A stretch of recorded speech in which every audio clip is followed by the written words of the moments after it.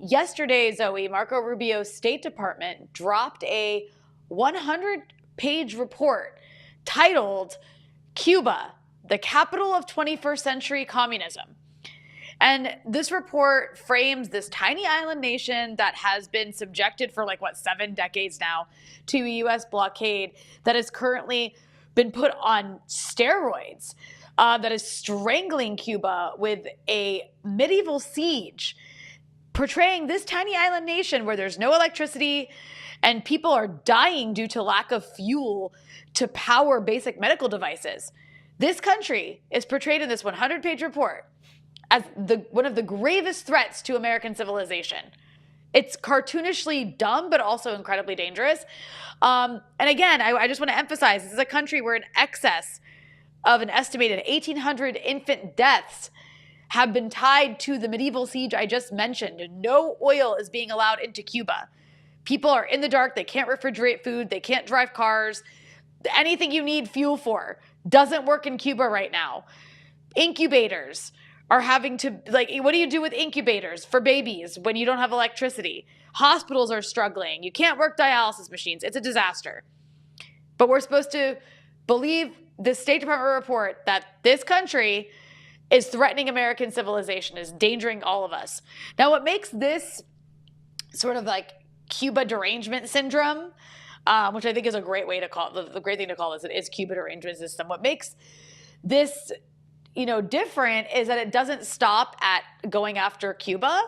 It names dozens of people, and organizations. I'm talking American activists, popular streamers, journalists, union organizers, sitting elected officials, from LA Mayor Karen Bass to Hasan Piker to New York Mayor Zohran Mamdani to Amy Goodman to CodePink to the People's Forum to DSA. It names them all as being agents or fellow travelers of the Cuban government.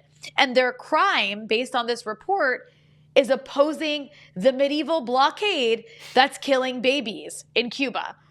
Their crime is traveling to Cuba in solidarity, delivering humanitarian aid to Cuba, and basically just having the wrong politics.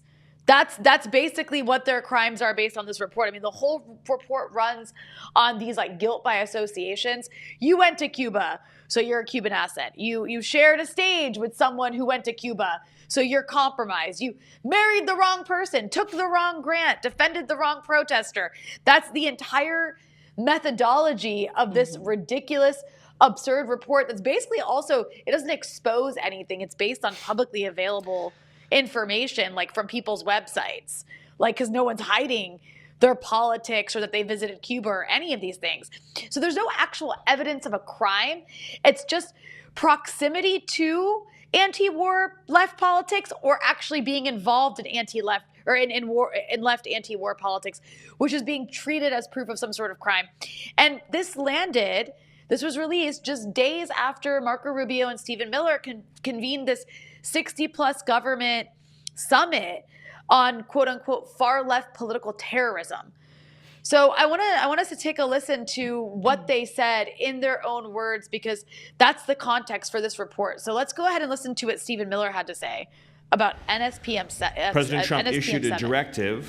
In our parlance, it's called a National Security Presidential Memorandum, or NSPM, NSPM 7 to be exact, that directs, for the first time in American history, all of our law enforcement and intelligence agencies to work together to disrupt, identify, defund, debank, arrest, and prosecute these political terrorists that are operating in our country. It's very important to understand that left-wing political terrorism seeks as its ultimate end the overthrow of our system and form of government. And we've seen this has taken place many times in many places throughout the years, and Secretary Rubio has provided you many examples. Left-wing terrorism always ends in bloodshed, misery, and suffering. It only can travel in one direction. There's no point at which the left-wing terrorist is satisfied with his gains and ceases progressing. So What? that's him mentioning NSPM 7, which is something that Ken Klippenstein exposed and has been covering. We've had him on the show to talk about it, which is directed at basically like going after the left, which is a very scary thing in the way that they frame it. And I just want to note that like they don't give definitions of anything.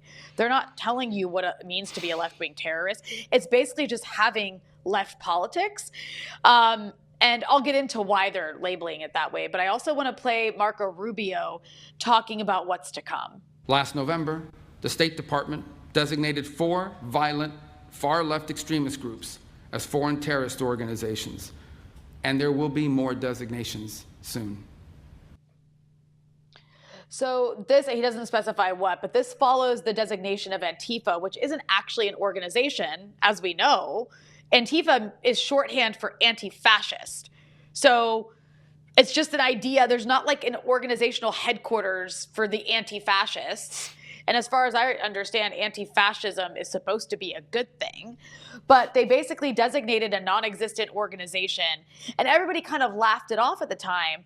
But clearly this was the beginning of something that they're going to expand on.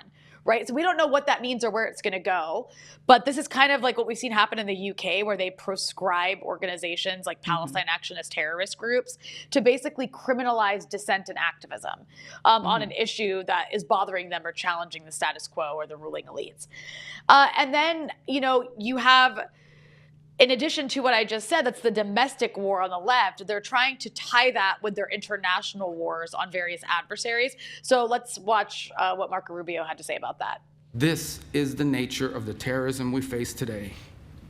They despise the West because the West is great. This is an international conference because we are facing a transnational threat. These are not distinct and isolated cells. They are interconnected networks. They do not recognize our borders. They do not believe, in fact, in the nation state itself. They coordinate, they communicate, they travel, they train, and they act together, sharing the same infrastructure, sharing the same enemies, sharing the same mission. Antifa militants and their comrades travel from across Europe and to the Americas to participate in each other's attacks, to funnel propaganda and training materials and target information through shared encrypted channels, moving through underground networks of safe houses and finance, and sustain their operations through transnational funds.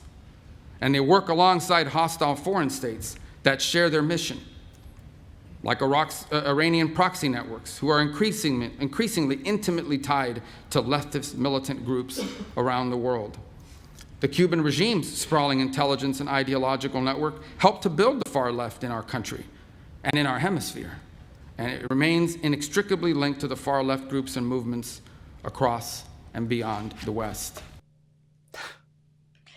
He didn't describe, by the way, like they're just using words like terrorism and violence without like an attacks, without actually defining any of those things. They're talking about ideas and trying to frame ideas, left-wing ideas, and people organizing and protesting around left-wing ideas as a form of attack and violence. It's very dangerous stuff, and it's actually very against the First Amendment of the United States, by the way.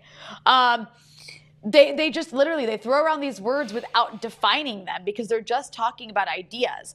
But that's the frame going into this, right? Debank, defund, disrupt, more designations coming. And Cuba plus Iran are supposedly running a global terror and propaganda network on U.S. soil. You know, none of this proves anything. Again, they're just like trying to formulate this worldwide conspiracy. Now, CodePink hit back because CodePink had a whole section in the report that was released yesterday going after them. They called it a politically motivated witch hunt against anti-war voices, which they're absolutely right.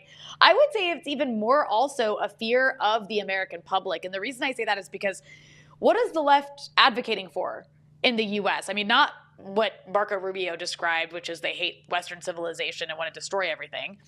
There's actually like ideas the left has. They want to tax the rich to give free healthcare and free education to everybody and fix infrastructure like roads and bridges.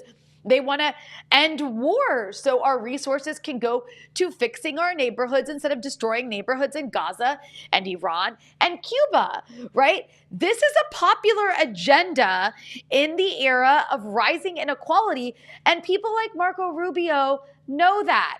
So they have to attack the people whose ideas promote this as being subversives who are in bed with enemy states to ruin America. It's like another Red Scare so that people stop paying attention to the ideas of like giving everybody access to the things they need to survive and saving the planet from climate catastrophe and ending all the wars and making the rich stop hoarding our money, right? And using it to actually feed people. They want to distract everybody from recognizing that that's actually like sounds really great, so that they end up just seeing anybody promoting those very nice ideas as being like fifth column enemies. And you know, it's tempting, Zoe, to laugh this off as like, you know, Cold War cosplay, like the Cold War's over, there's no more Soviet Union. What is this joke of saying communism's like resurgent? What the hell are you talking about? But it is a little bit laughable and cartoonish, but these people are not joking. Like, they are running the country with the full weight of the US government behind them. So I really want us to break down what's actually in this thing, because it's even more unhinged and more dangerous than the headlines suggest. But first, I just wanted to get, you know, your initial reaction to the clips I just played and what's happening right now.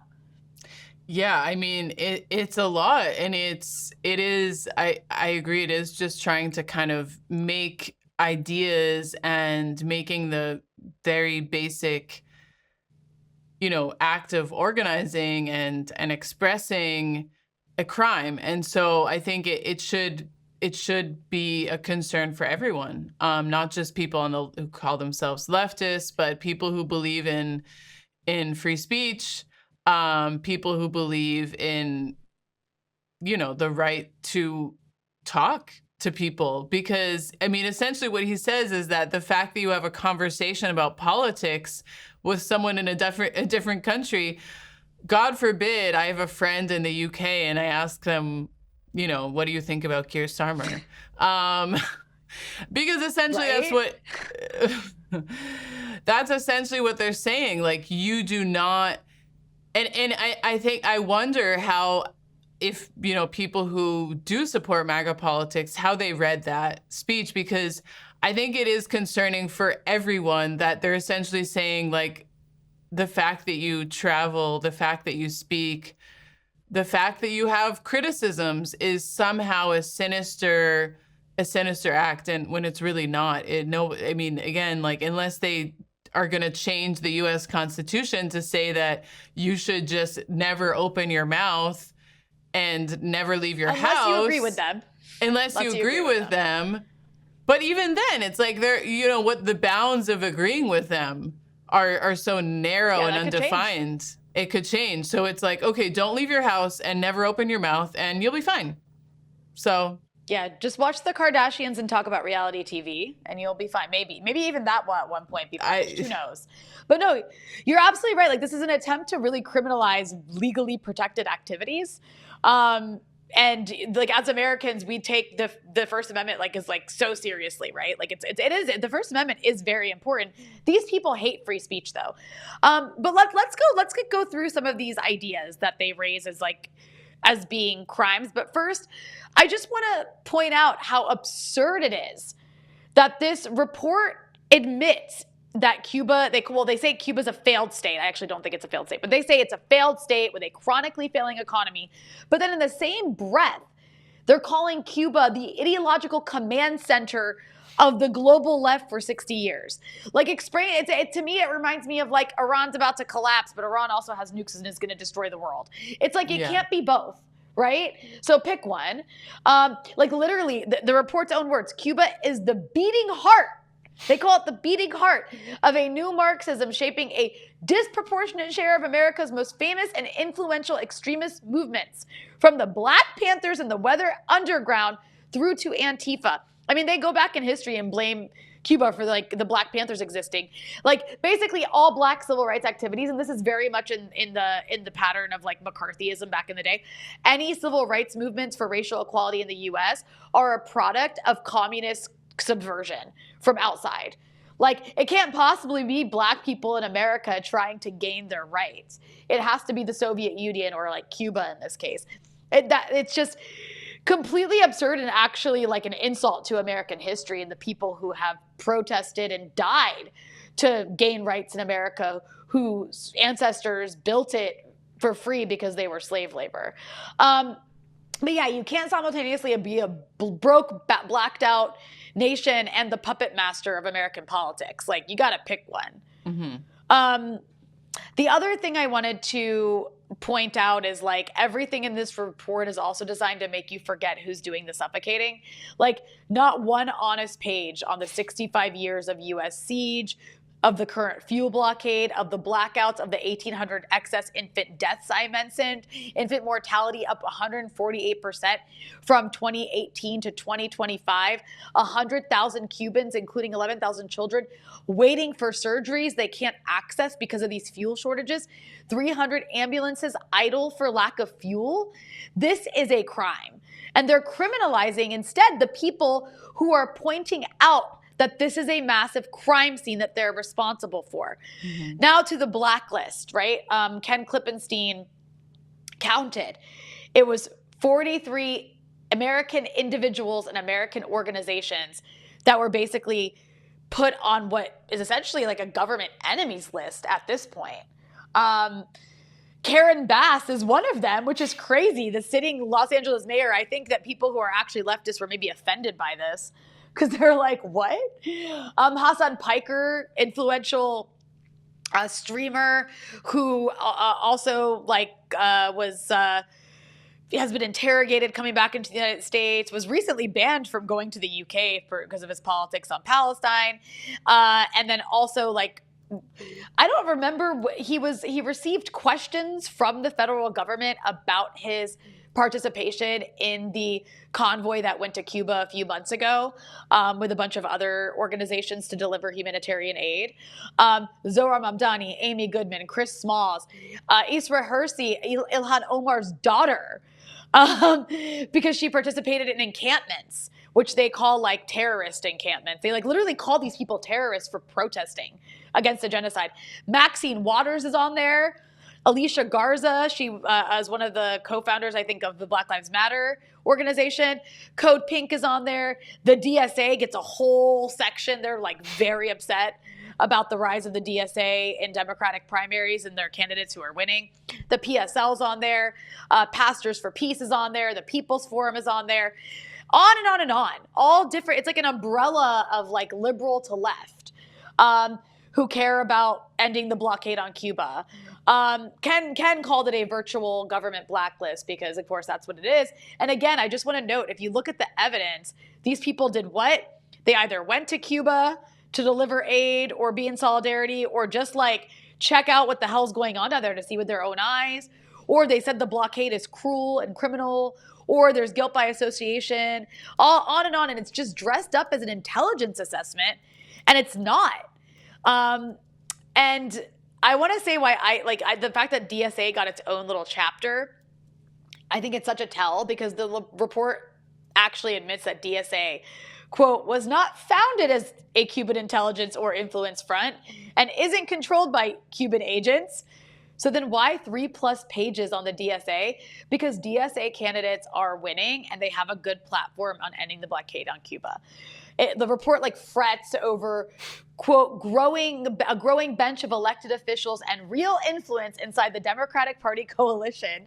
So its actual complaint is that the DSA moved, quote, extreme left politics from the margin into the mainstream. So this is...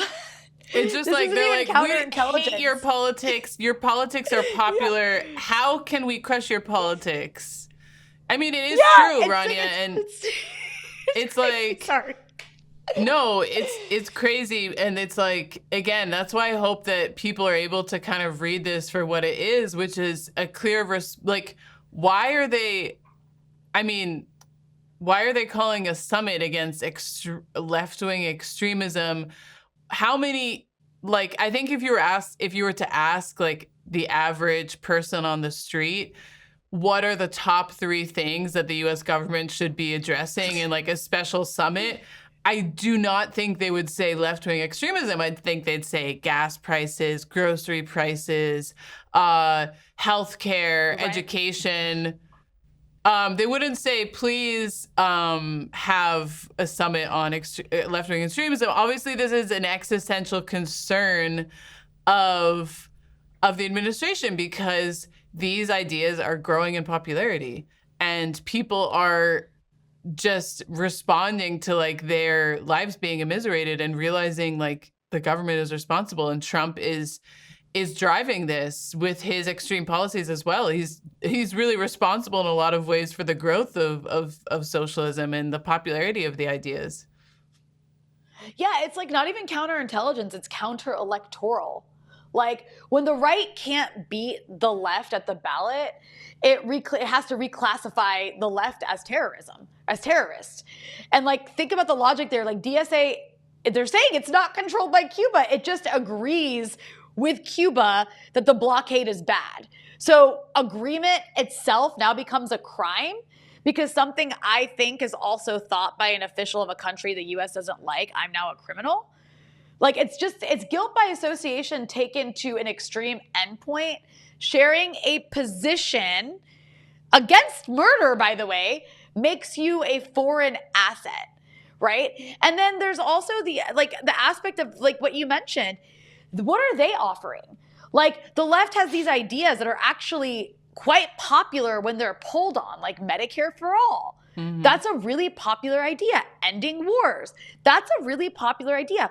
What is Marco Rubio offering? Marco Rubio is offering more, and by the way, he wants to run for president in 2028. He's offering a platform of more war, nonstop war, more strangling the world, and more strangling the working class inside the United States. Right. Like, let's cut taxes on the rich and also like not lower your costs on anything and make sure your health insurance keeps going up because we're in bed with the health insurance and pharmaceutical industries. Like, give me a break. So your ideas suck. Our ideas are great and everybody loves them.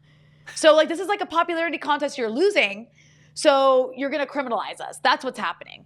And it's also like, I mean, that kind of puts it in silly terms, but it is dangerous because part of the through line is this kind of like, it's an attack on the institutions of the left. Like there are individuals that are mentioned. There's also institutions. Mm-hmm. And when I say institutions, the National Lawyers Guild gets an entire section.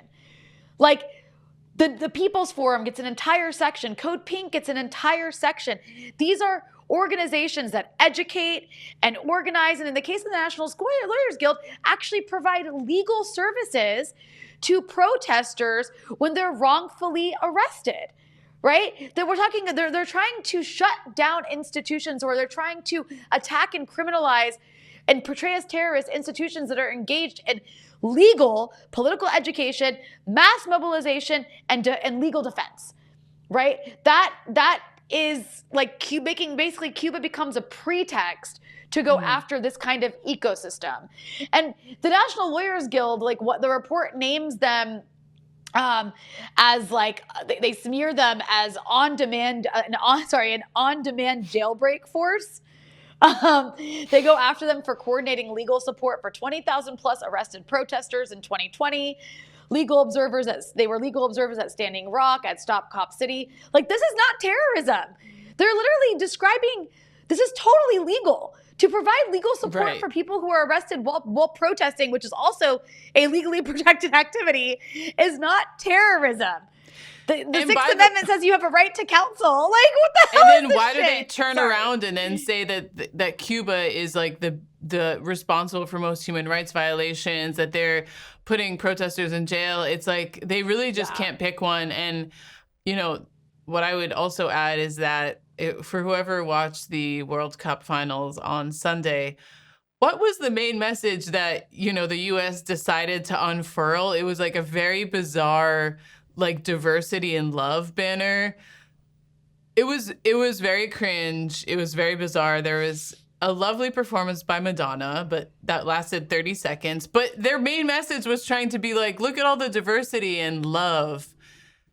And it's like, okay, are you trying to have a popular message here?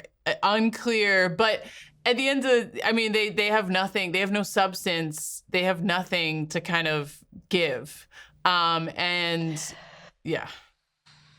They actually, like, the report is so long and we can't go through it all, but they actually tried to portray, and funny enough, so Ken Klippenstein made a list of the 43 individuals and organizations who appear in this report, and one of the names is George Floyd, who you might remember was murdered on camera by a police officer that sparked nationwide protests in 2020.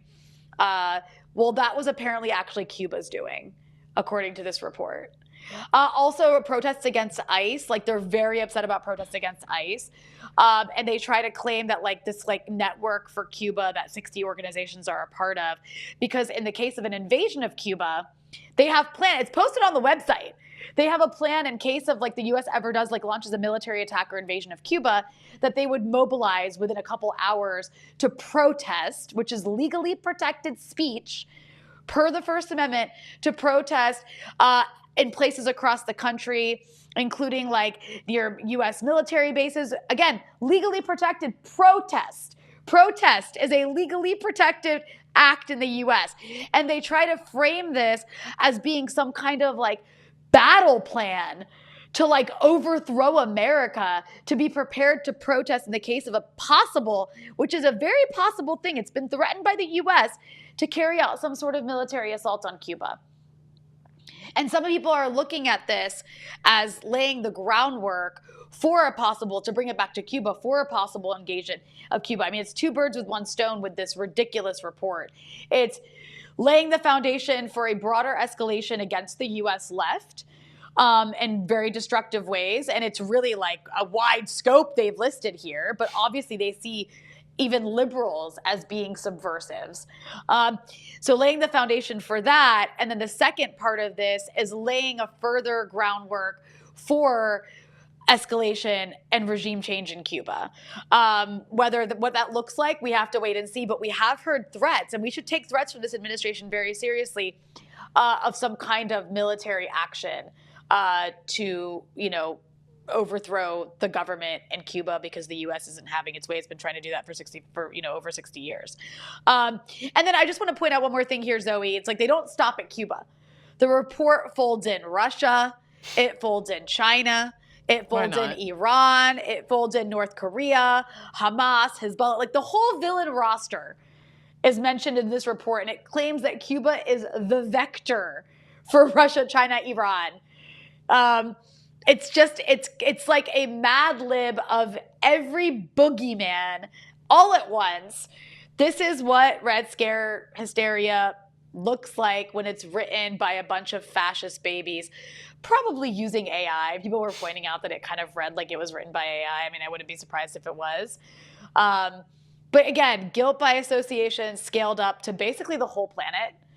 Because I just listed countries this further all like around the world. anger by the U.S., which is not limited to the Trump administration, that a small island could not only resist so much, but actually inspire so much resistance. And the fact that not only did this report come out days after this summit on countering left-wing extremism, but it was also 2 weeks, if I'm not mistaken, since the debate in the United Nations over the U.S. blockade of Cuba. And so it's retaliation for the whole world standing with Cuba, despite a Rubio-directed pressure campaign against countries of the world to vote against Cuba. And this was voting just to open a debate. On the U.S. blockade. And so I think that something to note is that, obviously we have to take these threats seriously. Obviously we have to not laugh it off. But this is a bully acting out because its pressure campaign has not worked. Cuba continues to stand tall. It continues to resist. It is resisting, as you outlined, Rania, against the most challenging and horrifying conditions that it has faced in its 60 plus years since the revolution. again, the fact that Cuba is unable to give full health services to its people. I mean, I was there reporting in March and speaking to health workers, who are just, their agony that they feel that they're unable to provide what they see as a fundamental right to their people, which is access to healthcare, is really painful for them. And yet they are still thinking creatively. They're doing miracles. They're actually accomplishing miracles to be able to provide a minimum amount of care to the people. And even amid all of this, they are still standing tall in the face of Washington's threats. So and Washington just cannot accept or understand that, because they're people who work because of money, because of pressure, and because of their own maniacal understanding of the only reason that people do something is because you have a gun to their head, or you've paid them. And so they can't understand why. And then the entire global South continues to demand that Cuba be allowed to live freely. They can't understand the role that Cuba has played internationally in standing with oppressed people across the world. No, and I that's a really good point. And I want to bring it also really quickly back to Marco Rubio here, because he's kind of the point man on Latin America policy right now. I mean, you see what he's done with Venezuela, really trying to take over, and he's trying to do the same thing with Cuba. And he's got this vendetta against Cuba. It's really like he's running a vendetta on the public dime here, and he's such a liar, because he'll act like his family, his Cuban family fled the revolution, fled Fidel. But his parents left Cuba in 1956. That was before the revolution. They actually left when the US-backed Batista dictatorship was in power in Cuba. But he's got this vendetta against Cuba because he's a right-winger himself. And of course, the right-wing media ran the State Department framing wholesale, with this report, no questions asked. Mainstream media kind of stayed a bit neutral, and sort of laughed it off, if they even covered it at all. And it's just few Democrats in office really said much. I saw a couple, but not much. It's like they're not meeting the gravity of the moment. Shocking, because the radical left, maybe they like it. Maybe they like Trump taking out the DSA, because they're the centrist establishment of the Democratic Party, the corporate Democrats hate the DSA. So for them, maybe they don't care. They're yeah, let them attack the DSA. But they think you're the radical left too, you idiots. It doesn't. Karen Bass is on this list. They think Hakeem Jeffries is also the radical left. They don't see a difference, because anything left of MAGA is the radical left that's responsible for terrorism. And unfortunately, I wouldn't expect the Democratic Party to be actual opposition or protect anybody from this attack on so many amendments of the Constitution, given what the Rubio and Trump administration actually want to do here. But you guys are idiots. And the last thing I'll say on this, and I'll turn it back to you, Zoe, is, like I said, this is an attack on all of us. It's literally anyone who dissents from the genocide in Gaza, the war on Iran, the medieval strangling of Cuba, on anyone who thinks money should go to healthcare at home instead of destruction abroad. It's an attack on free speech. It's an attack on anybody with an independent mind, on our nonprofits, on our lawyers, on our media. It's an attack on everybody who wants a better world, literally. And so with that, I do want to say, I'm not, not trying to be turn it back to us, but as an independent media outlet that, is staunchly anti-imperialist and staunchly supports, giving resources to people so they can live lives of dignity with access to education and healthcare, rather than spending all our money on Israeli weapons and destroying the entire world and overthrowing governments and parasiting off of the resources of the global South.